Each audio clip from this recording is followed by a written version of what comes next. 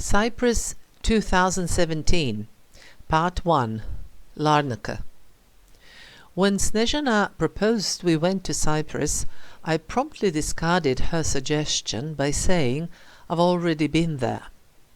Later I thought a little bit more and realized this was silly for two reasons. The first one is that it doesn't matter how many times we go to places that we like, and the second one was that I actually did not remember much of Cyprus, for I was there 30 years ago. As a matter of fact, Cyprus is exceptionally important in my life of a traveller. It was the first destination to which I went alone. I was in my early 20s and already worked. That meant that I had a salary that was quite good, and since I lived with my parents, my salary was also my pocket money. My mum and dad simply did not want to charge me for living with them. On the other hand, the fact that I worked also meant that I had a limited number of free days every year. At the same time, my friends had free time almost as much as they liked, but they still depended on the pocket money they received from their parents. And so, when I said I was planning to go to Cyprus for a short vacation, nobody offered to join me, and I found myself in a serious dilemma. Should I stay or should I go? And then I realized I will either learn and get used to travel alone, or I may get stuck in Belgrade forever. Let me clear something up. I love Belgrade very much, and as I've already written in my first text on this site, I love to return to Belgrade. But frankly speaking, I also love to go to some other places and parts of the world every now and then. A friend of mine gave me a bunch of practical advice as regards Cyprus at the time, and passed on very positive impressions of another friend who had recently returned from her stay there. So I went into this adventure that was completely new to me with a lot of faith. And it all went very well. I met some Cypriots with whom I hanged around a few times. I went on a tour to a mountain of Troodos, visited some places I could reach by coach, and thus I spent a week on this Mediterranean island. By the way, when I say Cyprus, I mean the Greek part of the island, that is, the Republic of Cyprus. This time the circumstances were completely different. Now I had a lot of free time, as well as a friend who could fit well with my timing. On the other hand, we were both more than ready for a good rest. Each one of us works a lot, runs around like crazy, has to manage and do it all, and we both know how to pull a heavy load and put it on our respective shoulders. But of course, this is paid dearly from time to time, primarily by compromised immunological system and health problems. When this occurs during the flu season, on top of which there is some particularly strange and nasty mutation of the virus, it means that we were both quite ill before the trip. That additionally emphasized the need to have a good rest. Although we live just a couple of 100 meters away from each other, we couldn't manage to meet even for a coffee for a few months before the trip, and we arranged everything by SMSs and short telephone conversations. So we first decided on the destination, and that was Cyprus.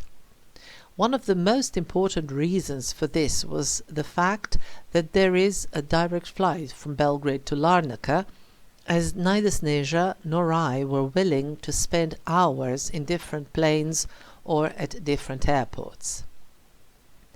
As for the accommodation, we decided this very easily. Luckily, one of my neighbors had been to Cyprus a year before, so he recommended a hotel in Larnaca that was very close to the airport and some 20 minutes of nice walk by the sea away from the center of the town. This proximity of the airport was particularly important for the return flight, as we wouldn't need to get up at 3 o'clock in the morning in order to catch the plane. This time we were also attracted by another advantage this hotel offered, and that was that we got the recommendation as a ready thing. Neither Sneža nor I, with our flu, high fever and feeling of exhaustion, were willing to waste time and very low energy levels on searching on the internet without any real certainty that we would eventually manage to find something else that would suit us significantly more in any sense of meaning. And so we came to Cyprus for 2 weeks. All the time we kept repeating to each other that it was paramount to have a good rest, that we had to sleep a lot and do everything at a low pace in order to regain energy and recuperate enough for the life we have at home.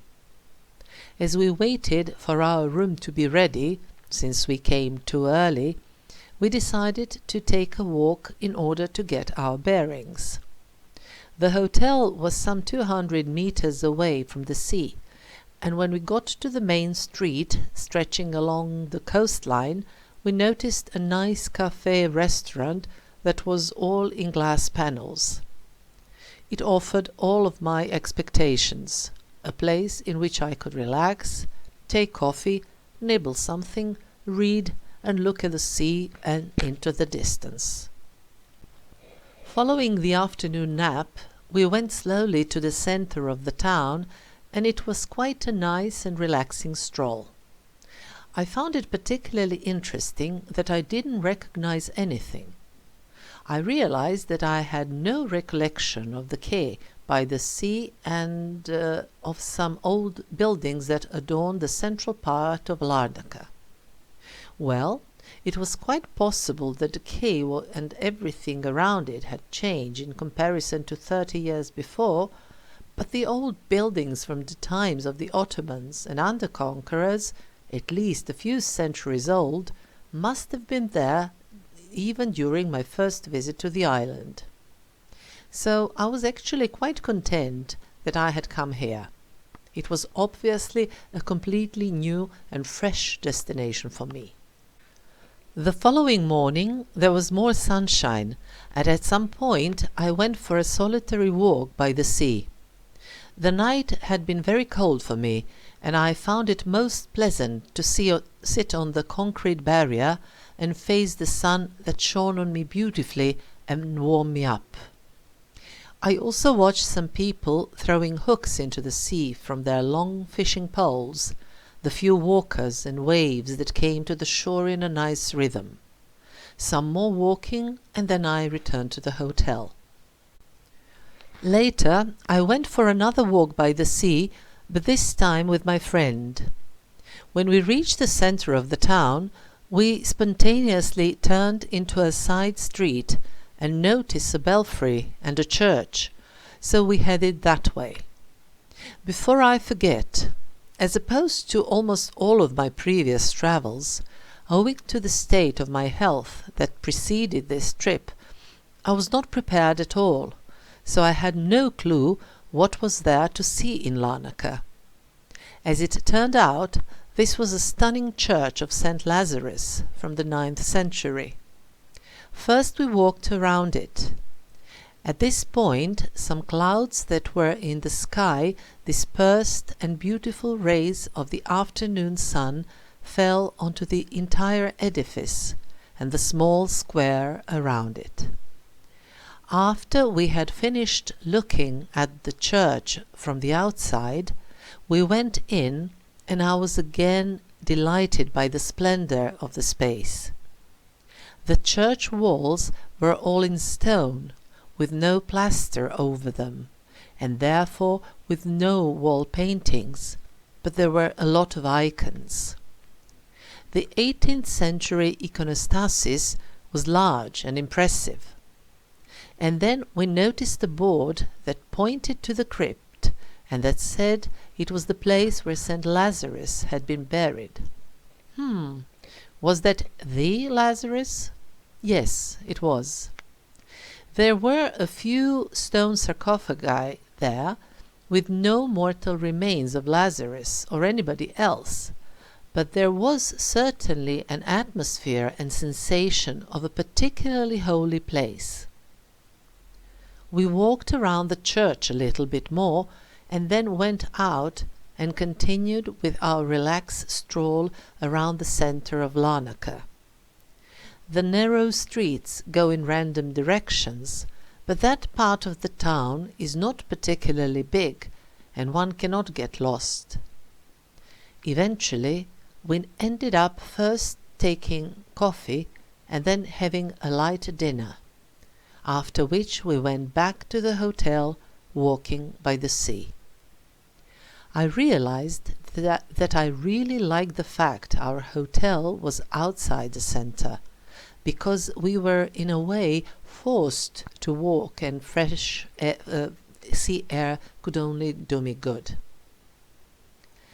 In the days to come, we continued to take it easy. No hurry and no rush.